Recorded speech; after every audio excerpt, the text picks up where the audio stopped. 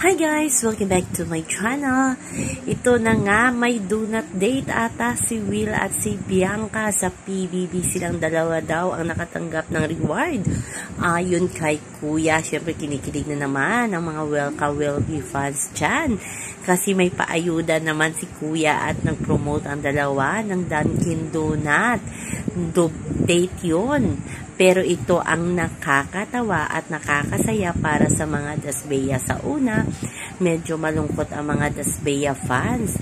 Kasi nga, hindi si Dustin ang naging ka-date ni Bianca, kundi si Will sa do not date na yon. Pero nung biglang natapos yung date ni na Bianca at ni Will, ay kay Dustin pa din umuwi itong si Bianca Di Vera.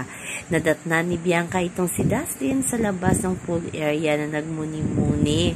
At syempre, tumabi si Bianca. Hindi lang tumabi, sa upuan talaga ni Dustin.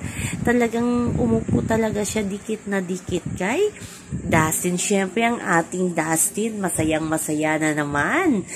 Parang may sabi nga ng mga ibang mga fans nila, nag-proclaim na magjowa ang dalawa, hindi na mag-BFF or kung ano pa man.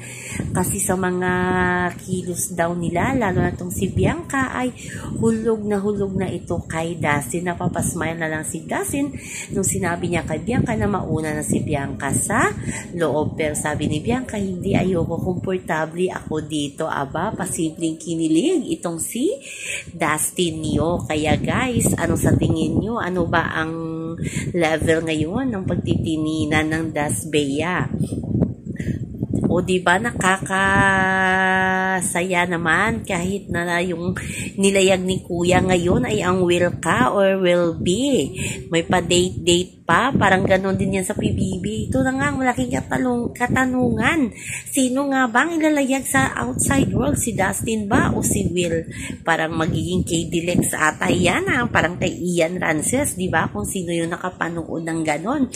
Wag naman sana kasi si Dustin ay deserving din at marami ding mga fans itong si Dustin na talagang ipaglalaban si Dustin hanggang huli at ang Dasbeya kahit daw gumastos sila ng bilyon or milyon kung talagang Dasbeya ang sa outside world ay ipaglalaban daw nila. Syempre sabi ng mga will ka, hindi naman papatalo ang mga will ka kasi nga kaya din nila niyan punuin ang gusto ng Dasbeya. So abangan na lang natin si Kuya yan o si Bianca Di Vera ang magdi-decide paglabas nila ng bahay ni Kuya. Pero sa ngayon, halatang halata talaga na type din ni Bianca itong si Dustin Yu. So yun lang po guys ang ating update. Sa ngayon hanggang sa muli. Bye-bye.